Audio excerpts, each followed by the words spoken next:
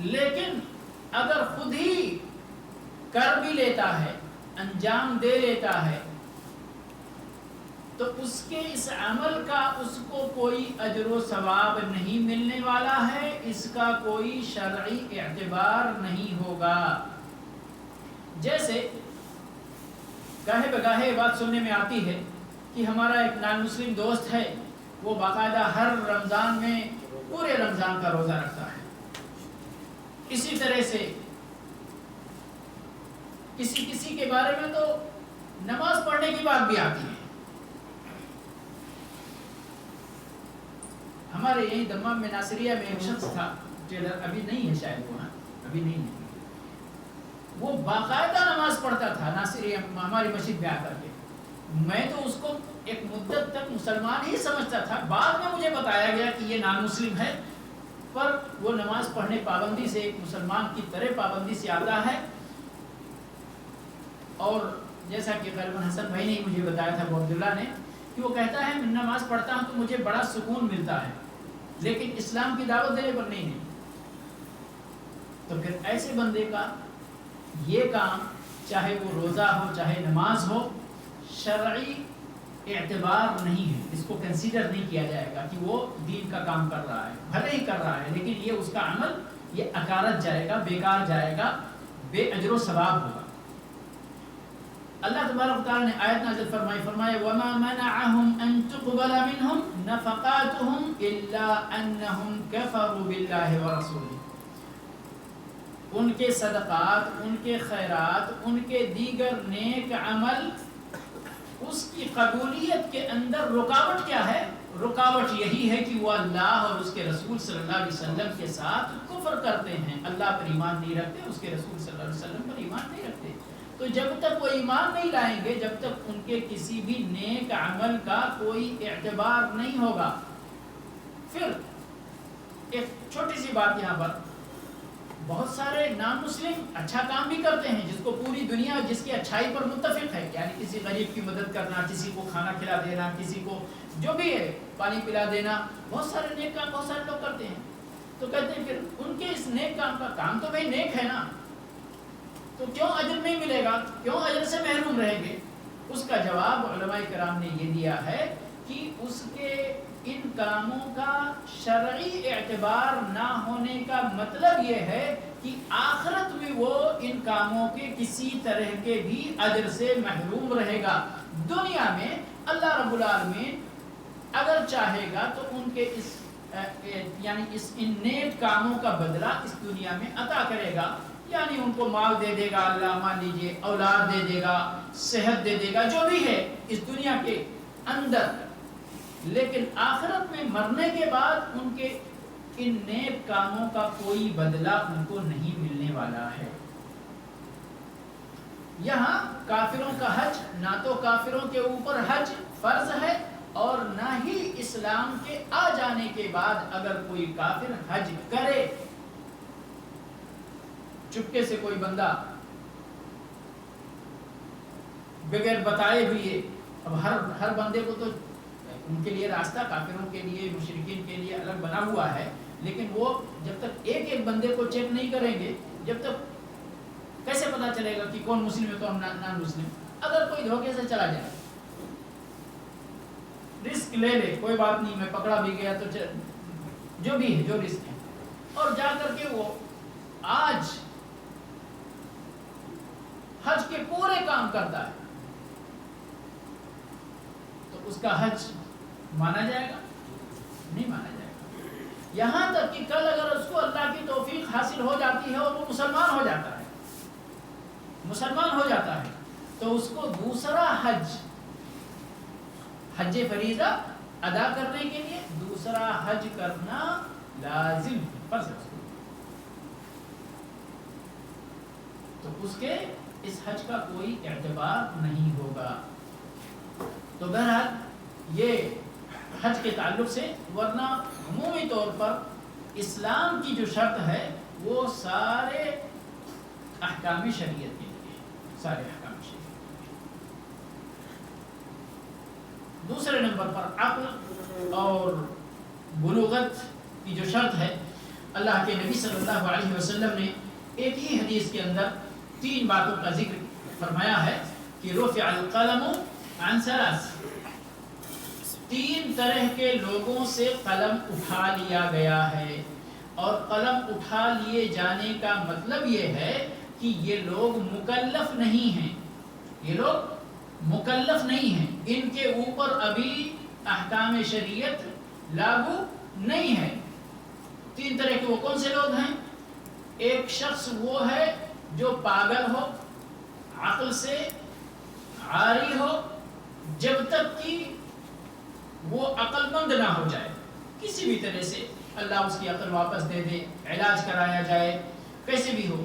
یا اسی میں وہ شخص بھی آئے گا جو فاقد الوعی ہو، بے ہوش ہو، مکمل طور پر بے ہوش کو امید کی جاتی ہے کہ یعنی جب بھی اللہ رب العالمین اس کا ہوش واپس کر دے ہوش میں آ جائے گا، لیکن جب تک وہ ہوش میں نہیں ہے تب تک وہ مکلف نہیں ہے۔ اسی طرح وہ بندہ جو نیند کے آغوش میں غرق ہے، ڈوبا ہوا ہے نیند میں، گہری نیند میں سویا ہوا ہے، تو ایسا بندہ جب تک کہ بیدار نہ ہو جائے جب تک اس کو مکلف نہیں مانا جائے گا۔ اور اسی طرح سے بچہ جب تک کہ وہ بالغ نہ ہو جائے، جب تک کہ وہ بالغ نہ ہو جائے۔ یہاں بچے کے تعلق سے ایک نقطہ، یہ جو بچے کی شرط ہے کہ وہ بالغ ہو جائے، یہ فریضے کے لیے ہے، یعنی کوئی بچہ جب تک بالغ نہیں ہوگا جب تک اس کے اوپر حج فرض نہیں ہوگا، حج فرض نہیں ہوگا۔ لیکن اگر کوئی بچہ حج کر لیتا ہے، اس کے والدین مشقت اٹھا کر اس کو حج کرا دیتے ہیں، تو اس کا حج مانا جائے گا، اس کا حج درست مانا جائے گا، درست مانا جائے گا، اس کا اجر بھی ملے گا۔ لیکن اس کا اجر، بیشتر اجر کس کو ملے گا؟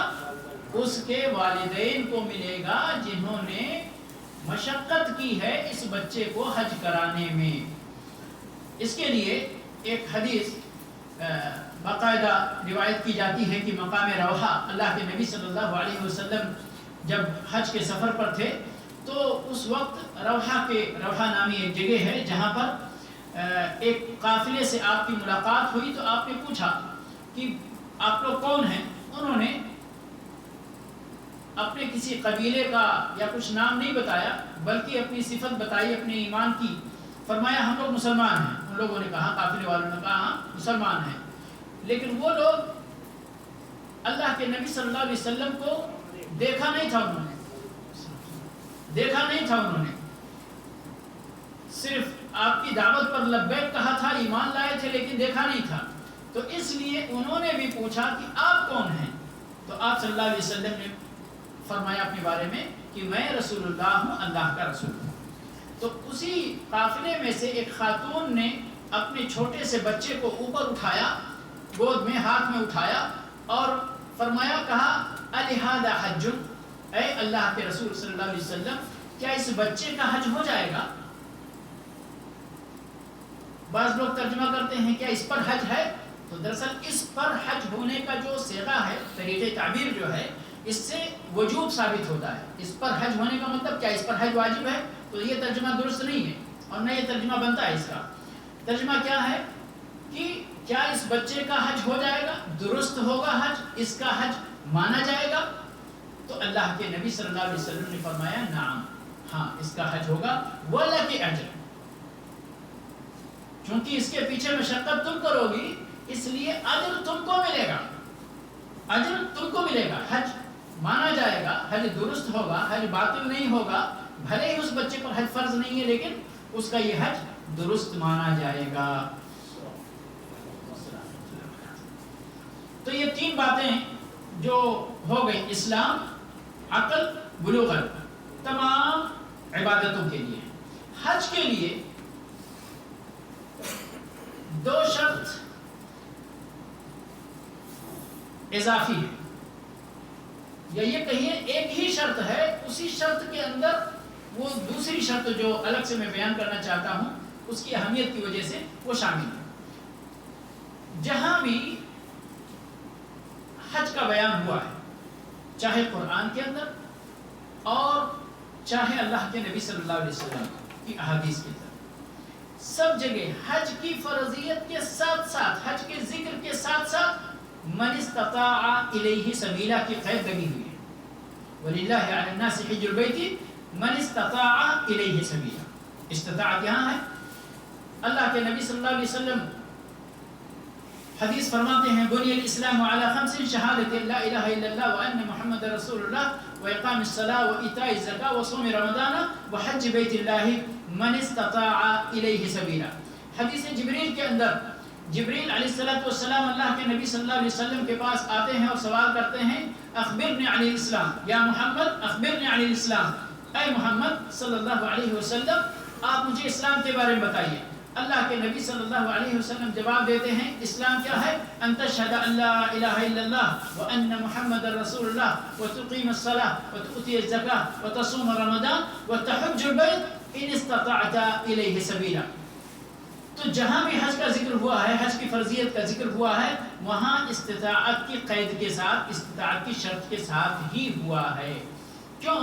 اس لیے کہ یہ عبادت عظیم الشان بھی ہے اور اس میں ہر دو طرح کی شرطیں بڑی اہمیت کی حامل ہیں.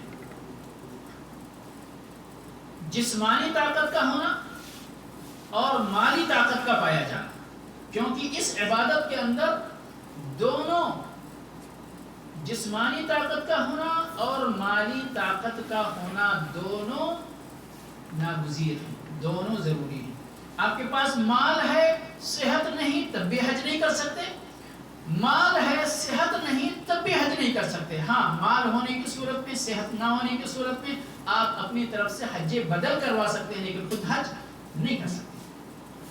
تو اس لیے استطاعت کی بڑی اہمیت ہے اور اسی استطاعت کے زمرے میں بہت ساری چھوٹی چھوٹی باتیں آ جاتی ہیں. جسمانی طاقت اور مالی طاقت ہونے کے باوجود کچھ اور ایسی چیزیں ہیں کہ جن کے ہونے کے ساتھ بندہ قادر نہیں ہوتا ہے. مثال کے طور پر جو میں دوسری بات کہنے جا رہا تھا کہ ایک بندہ غلام ہے، آزاد نہیں ہے، اپنی حریت کا مالک نہیں ہے. اس کے 24 گھنٹے کا جو وقت ہے، ہفتے کے 7 دن کا جو وقت ہے، اس کا آقا، اس کا مالک ہے. یہ بندہ مجبور ہے. پہلی بات تو غلام جو ہوتا ہے اس کے پاس مال نہیں ہوتا ہے، لیکن جسمانی طاقت ہوتی ہے اس کو، تو اس کے پاس مال بھی نہیں ہے. دوسرے وہ اپنے وقت کا بھی مالک نہیں ہوتا ہے. اور حج ایک ایسی عبادت ہے جس میں اچھا خاصا وقت لگتا ہے. کم از کم اگر آج کا اعتبار کیا جائے، جو ہم لوگ یہاں سے یا مکہ کے قرب و جوار سے لوگ جو حج کرتے ہیں ان کو بھی 7 تاریخ کو موو کرنا پڑتا ہے، کیونکہ 8 یوم الترویہ ہوتا ہے اور 8 سے لے کر کے 12 یا 13 تک اتنا تو ضروری ہی ہے. تو کم از کم یعنی 1 ہفتے درکار ہوتے ہیں اس کے لیے. تو اب ایک بندہ دوسرے کا غلام ہے، وہ کیسے حج کرے گا؟ تو اس لیے یہاں پر وجوب حج فرض ہی نہیں ہے غلام پر، حج غلام پر فرض ہی نہیں ہے. اگر اس کا آقا اجازت دے دے خوشی سے، یا اس کو اپنے ساتھ لے جائے اور وہ بھی حج کر لے تو اس کا حج درست ہوگا. لیکن بچے کے حکم کے مانند جب وہ آزاد ہوگا تو اس کو حج اسلام پھر سے کرنا پڑے گا. ایک حدیث کے اندر اللہ کے نبی صلی اللہ علیہ وسلم نے بچے کے بارے میں بھی وہی حکم کہ کوئی بچہ اگر حج کر لے تو بالغ ہونے کے بعد اس کو حج اسلام کرنا پڑے گا، فریضہ حج ادا کرنا پڑے گا. اسی طرح اگر کوئی غلام ہے اور وہ اپنی غلامی کے دور میں، غلامی کے زمانے میں حج کر لیتا ہے اور جب اس کو آزادی حاصل ہوتی ہے اور اس وقت اس کو جسمانی اور مالی طاقت ملتی ہے تو اس کو حج فریضہ ادا کرنا ہے. تو یہ باتیں ہو گئیں. یہ کیا کہتے ہیں، یعنی عمومی طور پر استطاعت کے اندر یہ چیزیں شامل ہیں. استطاعت کے اندر ایک چیز اور شامل ہے علماء نے اس کو جہاں پر یعنی تفصیل سے ان چیزوں کو بیان کیا ہے، یہ بھی بیان کیا ہے راستے کا مأمون ہونا، راستے کا پرامن ہونا، یعنی آپ کی جان اور آپ کے مال کو خطرہ نہ لائیں۔ آپ کو معلوم ہے پہلے زمانے میں الحمدللہ اللہ رب العالمین کی ابھی بہت بڑی نعمت ہے کہ امن و امان ہے راستوں میں، الحمدللہ پوری دنیا کے لوگ آتے ہیں حج کرنے اور بے خوف ہو کر بڑے یعنی امن و امان کے ساتھ حج کرتے ہیں۔ لیکن پہلے کے دور میں جب لوگ بری سفر کرتے تھے خشکی راستے سے، اونٹ اور گدھے اور خچر اور گھوڑے کے ذریعے، تو راستے میں قذاق ہوا کرتے تھے، لٹیرے ہوا کرتے تھے جو قافلوں کے قافلے لوٹ لیا کرتے تھے، مارتے بھی تھے، مال بھی لوٹ لیا کرتے تھے، تو لوگوں کو جان کا خطرہ لاحق ہوتا تھا، مال کا خطرہ لاحق ہوتا تھا۔ اگر اسی طرح سے کسی بھی دور میں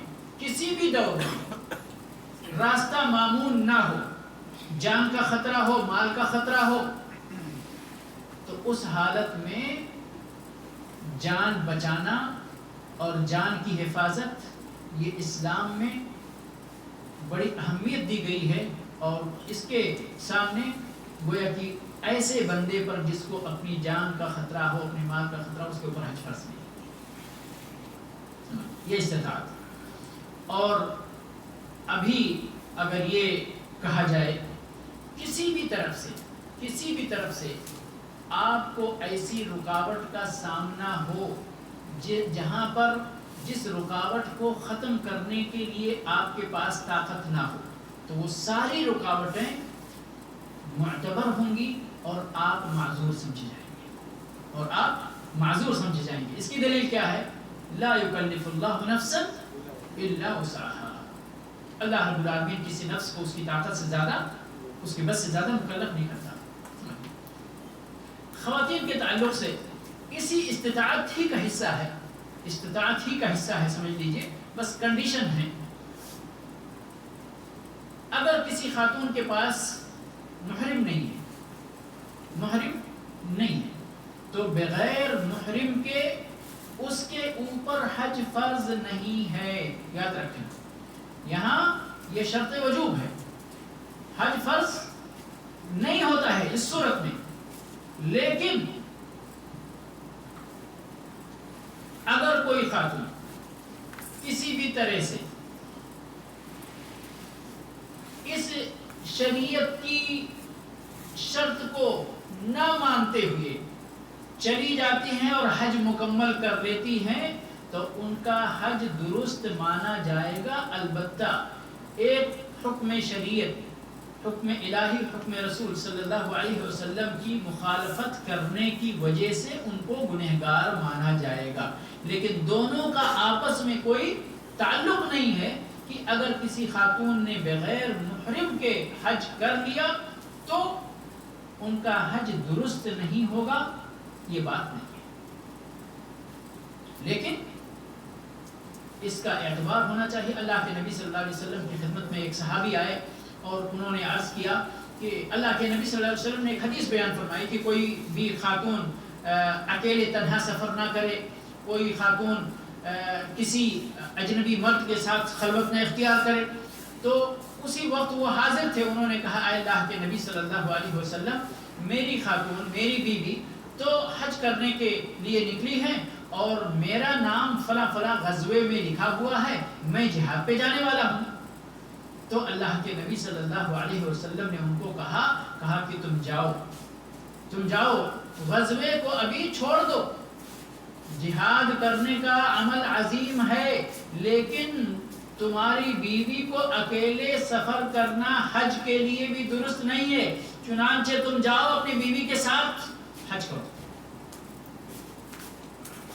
تو یہ احادیث اور نبی صلی اللہ علیہ وسلم کے اس حدیث کے بموجب یہ بات یعنی عیاں اور بیاں ہوتی ہے کہ کوئی بھی خاتون بغیر محرم کے حج کے سفر پر بھی نہ جائے، لیکن اگر کوئی چلی جاتی ہے اور حج کر لیتی ہیں تو ان کا حج درست مانا جائے گا، البتہ وہ گنہگار۔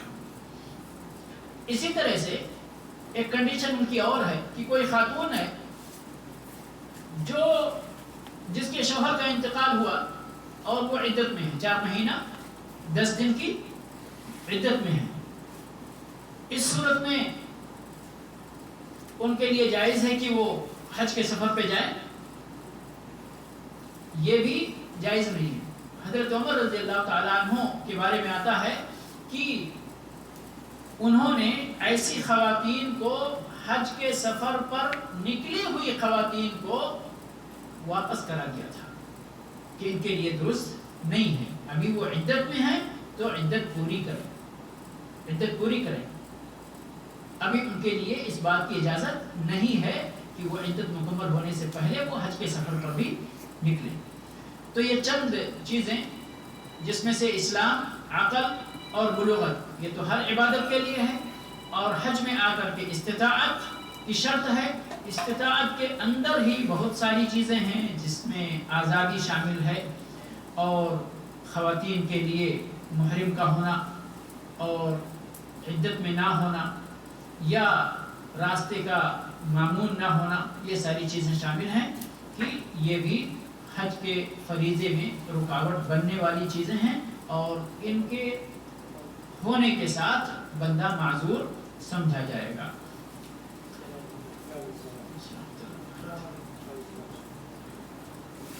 یہ دوسرا پوائنٹ جو ہے میں جانتا ہوں ابھی کیا کریں، ہم بھی کچھ نہیں کر سکتے، آپ بھی کچھ نہیں کر سکتے تاخیر کے لیے، لیکن ہم مزید تاخیر نہیں، آپ لوگوں کے وقت کی قیمت کا ہمیں بھرپور اندازہ ہے انشاءاللہ، اور اس کا خیال رکھیں گے۔ لیکن مختصر سی بات جو میں نے حج کے قسموں کے سلسلے میں عرض کیا کہ انشاءاللہ یہ بھی ایک اہم نقطہ ہے حج کے کورس کے سلسلے میں، اور اس کو جیسا کہ بعض یعنی علماء یا بعض کتاب کے مؤلفین نے اس طرح عرض کیا ہے کہ احرام کی قسمیں، اور جو مشہور تعبیر ہے وہ حج کی قسمیں ہیں، حج کی قسمیں، مگر دونوں الگ الگ نہیں ہیں، حقیقت میں دونوں لازم ملزوم ہیں، صرف تعبیر کا فرق ہے، سمجھ گئے؟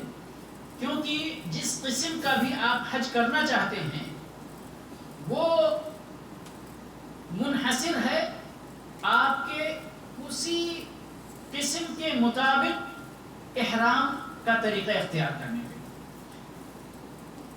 یعنی اگر آپ حج افراد کرنا چاہتے ہیں، ٹھیک ہے، تو آپ میقات پر پہنچنے کے بعد عمرے کا احرام نہیں باندھ سکتے۔ اگر آپ نے عمرے کا احرام باندھ لیا اور جا کر عمرہ کیا اور پھر حج کیا تو آپ کا یہ حج افراد نہیں ہوگا بلکہ حج تمتع بن جائے گا، سمجھ گئے؟ اسی طرح سے اگر آپ نے حج قران کی نیت کی ہے، حج قران کے طریقے کے مطابق احرام باندھا ہے، تو وہاں جا کر حج افراد نہیں کر سکتے، سمجھ گئے؟ حج تمتع کر سکتے، ابھی بات تھوڑی سی آئے گی انشاءاللہ۔ حج قران کی نیت لے کر جائیں، اور آپ کے پاس قربانی کا جانور اگر نہیں ہے تو اس کو حج تمتع میں تبدیل کر سکتے، لیکن حج افراد میں تبدیل نہیں کر سکتے۔ تو بہرحال میں عرض کر رہا تھا، چاہے اس کو حج کی قسمیں کہیں یا احرام باندھنے کی قسمیں کہیں، بات ایک ہی ہے۔ اب وہ سمجھنا ہے، ہم حج کی قسمیں لیں گے تاکہ بات زیادہ سمجھ میں آتی ہے حج کی قسمیں کہنے کا۔ حج کی 3 قسمیں ہیں، کتنی قسمیں ہیں؟ کل 3 قسمیں ہیں، حج افراد، حج قران، حج تمتع۔ حج افراد، حج قران، حج تمتع۔ احرام باندھنے سے پہلے ہر مسلمان کو ان 3 قسموں میں سے کسی قسم کے بھی حج کرنے کا اختیار ہے۔ حج افراد کرے بندہ، حج قران کرے، حج تمتع کرے، کوئی حرج کی بات نہیں، کوئی حرج کی بات نہیں، سمجھ گئے؟ ہاں، اب احرام باندھ کر آگے بڑھ گیا ہے، ٹھیک ہے، تو صرف جو بندہ حج قران کا احرام باندھے صرف اس کو تبدیلی کی گنجائش ہے کہ وہ بندہ جا کر اپنے قران کو تمتع میں تبدیل کر دے اگر اس کے پاس قربانی کا جانور نہیں ہے۔ اچھا اب لیتے ہیں کہ حج افراد میں کیا ہے اور کیسے ہے، مختصر سی اس کی بات۔ حج افراد میں حج کرنے کی نیت لے کر بندہ میقات تک پہنچتا ہے، جو بھی جس کا میقات ہے، اور بات آئے گی انشاءاللہ مواقیت کے سلسلے میں بھی۔ وہاں پر احرام کی تیاری کر کے اللہم لبیک حجن، یہ کون ہے؟ حج افراد کرنے والا، ٹھیک ہے۔ اللہم لبیک حجن، یہ حج افراد کرنے والے کا احرام ہے، ٹھیک ہے۔ یہ دھوکے میں مت رہیے گا کہ یار افراد کرنے والا بھی سفید احرام پہنتا ہے اور تمتع کرنے والا بھی سفید احرام پہنتا ہے، قران کرنے والا بھی سفید احرام، تو سبھی تو احرام باندھتے ہیں۔ یہ باندھنے والا کنسپٹ آپ لوگ بھلا کر ذرا دوسرا کنسپٹ ذہن میں بٹھائیے تاکہ گڑبڑی نہیں ہو۔ بہت ساری چیزیں اسی لیے وہ ابھی تک میں بہت ساری جگہوں پر، یہاں دعوت سینٹر میں مجھے 20 سال ہو گیا تقریباً، ہر سال حج کا درس ہوتا ہی ہوتا ہے، اور اسی طرح سے بعض فکس جگہوں پر جہاں میں برابر جاتا ہوں وہاں بھی کم از کم ایک درس تو حج کے تعلق سے حج سے پہلے ہوتا ہی ہے۔ سمجھاتے سمجھاتے ابھی تک تھک گیا ہوں، لیکن ابھی تک لوگ سوال اسی طرح کرتے ہیں، اگر کسی نے انڈیا سے احرام باندھ لیا تو کیا ہوگا، اگر کسی نے دمام سے احرام باندھ لیا تو کیا ہوگا۔ میں بار بار کہتا ہوں میرے بھائی، یہ احرام باندھنا مت بولو، نہیں تو پھر آپ گڑبڑ کرو گے کہ احرام کیا ہے اور احرام کا کپڑا کیا ہے۔ بولو احرام کا کپڑا اگر کوئی انڈیا سے پہن لے تو اس کا کیا حکم ہے، احرام کا کپڑا اگر کوئی ریاض سے باندھ لے تو اس کا کیا حکم ہے۔ لیکن احرام باندھ لے تو احرام باندھنا کس کو بولتے؟ تلبیہ پکارنے کو احرام باندھنا بولتے ہیں، سمجھ گئے؟ اب اسی لیے باندھنے کا لفظ میں نے کہا نا کہ ترجمہ جب ہم اردو میں کرتے ہیں تو بہت سارا، تو اس لیے احرام کو احرام ہی رہنے دیا جائے اور باندھنے کا لفظ کپڑے کے ساتھ خاص کر دیا جائے۔ تو بہرحال افراد والے کا احرام کیا ہے؟ حج افراد کرنے والے کا احرام اللہم لبیک حجن، ٹھیک ہے۔ حج قران کرنے والے کا احرام اللہم لبیک حجن وعمرتن، اللہم لبیک حجن وعمرتن، ٹھیک ہے۔ تمتع کرنے والے کا احرام اللہم لبیک عمرتن، اتنا بھی کہے تو کافی ہے، اتنا بھی کہے تو کافی ہے۔ بعض علماء، میں سمجھتا ہوں اس کی ضرورت نہیں ہے لیکن بڑھاتے ہیں، متمتعا بہا الی الحج، سمجھ گئے، لیکن اس کی ضرورت نہیں ہے۔ پھر بھی کتابوں میں آپ کو دیکھا ہوا ملے گا، تو یہ نہ کہیں کہ مولوی صاحب کو معلوم نہیں تھا، مولوی صاحب نے دوسرا بتایا اور ہماری کتاب میں دوسرا لکھا ہوا ہے، سمجھ گئے۔ تو یہ تین چیزیں ہو گئی، تین قسم، اور تین قسم کے حج کا تین طرح کا احرام بھی ہو گیا۔ حج افراد والے کا اللہم لبیک حجن، حج قران والے کا اللہم لبیک حجن وعمرتن، حج تمتع والے کا اللہم لبیک عمرتن، ٹھیک ہے۔ اب اختصار کے ساتھ اگر ہم اس کو ایکسپلین کرنا چاہیں 5 منٹ کے اندر، تو ذرا آپ لوگ بھی توجہ دیجیے گا تبھی کچھ بات سمجھ میں آئے گی۔ حج افراد میقات سے اللہم لبیک حجن احرام باندھنا، مکہ پہنچ کر طواف، یہ کون سا طواف ہے؟ طواف قدوم، طواف قدوم پہلا طواف، ٹھیک ہے، یہ افراد ہے، یاد رکھیں، پہلا طواف۔ اس کے ساتھ آپ کو آپشن ہے، چاہیں تو سعی اسی وقت کر لیں اور چاہیں تو سعی چھوڑ دیں۔ کب کریں؟ جب طواف افاضہ کریں اس کے بعد کریں، نو پرابلم، دونوں آپشن کھلا ہوا ہے آپ کے لیے، ٹھیک ہے۔ بلکہ اگر ابھی آپ کر لیتے ہیں تو آپ کو اس دن نہیں کرنا پڑے گا، یہ چھوٹ ہے آپ کے لیے، ٹھیک۔ اور اتنا کرنے کے بعد نہ احرام اتاریں گے، نہ بال کٹائیں گے، نہ اور کوئی کام کریں گے۔ جب بھی آپ مکہ پہنچے ہیں تو سیدھا 8 تاریخ کا انتظار کریں گے، ٹھیک ہے، 8 تاریخ کا انتظار کریں گے۔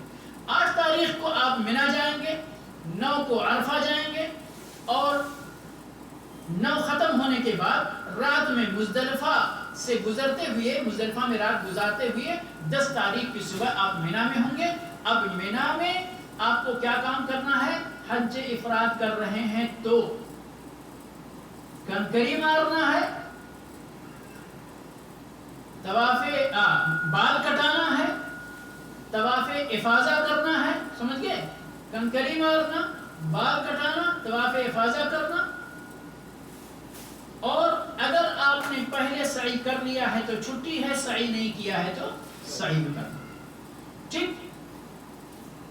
قربانی نہیں کرنا ہے، قربانی نہیں کرنا ہے۔ اب یہ 10 تاریخ کا کام آپ کو مکمل ہو گیا۔ 11 تاریخ کو کنکری مارنا، مینا میں رہنا، ٹھیک ہے؟ 12 تاریخ کو کنکری مارنا، مینا میں رہنا۔ 5 نمازیں ادھر ضروری نہیں ہے، آپ مکہ آئیں تو مکہ میں پڑھ سکتے ہیں، نہیں کہ خلاص ابھی زور کا ٹائم ہو گیا، نہیں میں مینا میں واپس جا کر ہی پڑھوں گا، سمجھ گئے؟ تو ہو گیا آپ کا 12 تاریخ کو آپ چاہیں تو واپس آ جائیں۔ اب آپ کا ایک کام باقی ہے، وہ ہے طواف وداع، ٹھیک ہے؟ حج افراد مکمل ہو گیا۔ ٹائم نہیں ہے، نہیں تو کسی سے پوچھتا میں تاکہ کتنا انشاءاللہ دہراؤں گا ابھی اس کو اور مزید مانجیں گے آخر تک انشاءاللہ۔ حج قران، میقات پہنچ کر اللہم لبیک حج و عمرہ، ٹھیک ہے؟ احرام ہو گیا۔ مکہ پہنچ کر طواف قدوم، طواف قدوم، سعی بالکل افراد والے کی طرح، یہ پورا معاملہ حج قران والے کا حج افراد کی طرح ہے، زیادہ سوچنے کی ضرورت نہیں ہے۔ اگر پہلا آپ نے یاد کر لیا ہے تو دوسرا آپ کو یاد ہو گیا، سمجھ لیجیے۔ صرف ایک فرق یاد کر لیجیے، فرق کیا ہے؟ قران والے کو قربانی دینا ہے، یعنی 10 تاریخ کا جو کام ہے وہ ایک کام اس کا بڑھ جاتا ہے، ٹھیک ہے؟ کنکری مارنا، قربانی کرنا، بال کٹانا، طواف کرنا، سعی پہلے کر لیا ہے تو چھٹی ہے، نہیں کیا ہے تو کرنا ہے۔ اس کے بعد مینا میں 2 دن مزید گزارنا ہے، کنکری مارنا ہے، پھر اس کے بعد طواف وداع ہے۔ یہاں تک تو معاملہ آسان ہے نا؟ انشاءاللہ دوسرا بھی آسان ہی رہے گا۔ حج تمتع، حج تمتع، میقات پہنچ کر عمرے کا احرام باندھنا، اللہم لبیک عمرہ کا اضافہ کرنا ہے، متمتع بہا الی الحج، کریں، نہیں کرنا ہے نہیں کریں، کوئی حرج کی بات نہیں۔ مکہ پہنچیں گے، طواف عمرہ کرنا ہے، سعی لازمی طور پہ کرنا ہے۔ احرام آپ نے عمرے کا باندھا تھا، پہلا کام، دوسرا کام طواف، تیسرا کام سعی بین صفا والمروہ، چوتھا کام بال کٹانا یا منڈوانا سر، ٹھیک ہے؟ اب یہ آپ کا عمرہ مکمل ہو گیا، اب آپ کپڑا اتار دیں گے، حلال ہو جائیں گے، ٹھیک ہے؟ اور جس تاریخ میں بھی آپ نے یہ عمرہ مکمل کیا ہے، 8 تاریخ 8 ذو الحجہ تک آپ انتظار کریں گے۔ 8 ذو الحجہ کو جہاں بھی ہیں آپ، اپنے ہوٹل میں ہیں، رشتہ دار کے پاس ہیں، حرم میں ہیں، کدھر بھی، ادھر سے ہی حج کا احرام باندھیں گے۔ کیسے؟ اللہم لبیک حجن، کیسے باندھیں گے؟ حج افراد کا احرام یاد ہے نا؟ اسی طرح حج افراد کی طرح ابھی، کیونکہ عمرہ تو آپ کا ختم ہو گیا ہے، اب آپ کا حج ہی باقی ہے، سمجھ گئے؟ تو اللہم لبیک حجن کہہ کے آپ حج کا احرام باندھیں گے، مینا جائیں گے یوم ترویہ کو، دوسرے دن یوم عرفہ کو عرفہ جائیں گے، مزدلفہ سے رات گزارتے ہوئے مینا میں آئیں گے۔ مینا میں کنکری مارنا، قربانی کرنا، بال کٹانا، طواف کرنا، سعی کرنا، لازمی سعی کرنا، یہاں پر آپشن نہیں ہے، سمجھ گئے؟ یہاں پر چھٹی نہیں ہے۔ پہلے جو آپ نے سعی کیا تھا وہ عمرے کی سعی تھی، اس لیے ابھی حج کی سعی آپ کو لازماً کرنا ہے۔ کر لیا آپ نے، واپس جائیں گے مینا، کنکری ماریں گے، مینا میں رات گزاریں گے، کنکری ماریں گے، مینا میں رات گزاریں گے۔ 12 تاریخ کو آپ واپس آ سکتے ہیں، 13 تک مکمل کرنا چاہیں 13 تک مکمل کریں، طواف وداع آپ کا باقی ہے، سمجھ گئے؟ یہ ہے حج کی 3 قسمیں۔ اب ان میں سے افضل کیا ہے؟ وہ آج کے اس درس میں نہیں کہنا چاہتا ہوں، چاہے اشارہ کر دوں. اور یہ یاد رکھیں کہ یہ تینوں قسموں کو افضل کہنے والے لوگ موجود ہیں. ہماری شریعت میں تو ماشاءاللہ یعنی اختلاف کی کوئی وہ نہیں ہے نا. کہنے والوں نے کہا افراد افضل ہے، دوسرے لوگوں نے کہا قران افضل ہے، تیسرے نے کہا تمتع افضل ہے، اور سب کی اپنی اپنی دلیلیں ہیں، سب کی اپنی اپنی دلیلیں ہیں. لیکن انشاءاللہ جہاں ترجیح کا معاملہ آئے گا انشاءاللہ مختصر طور پر میں سب کی دلیلیں بتا کر انشاءاللہ جو راجح مسئلہ ہے وہ آپ کے گوشے گزار کروں گا انشاءاللہ اللہ کی توفیق سے آئندہ درس کے اندر. اللہ رب العالمین سے دعا ہے کہ پروردگار ہمیں اپنے دین کی صحیح سمجھ عطا فرمائے. رب العالمین جب تک ہم اس دنیا میں رہیں ہم صحیح عقیدے پہ رہیں، صراط مستقیم پر قائم رہیں، تیرے نبی کی سنت پر چلتے رہیں. جب بھی ہم اس دنیا سے رخصت ہوں کلمہ لا الہ الا اللہ نیک اعمال کے ساتھ ہمارا حسن خاتمہ ہو. وآخر دعوانا ان الحمد للہ رب العالمین وصلی اللہ علیہ وسلم.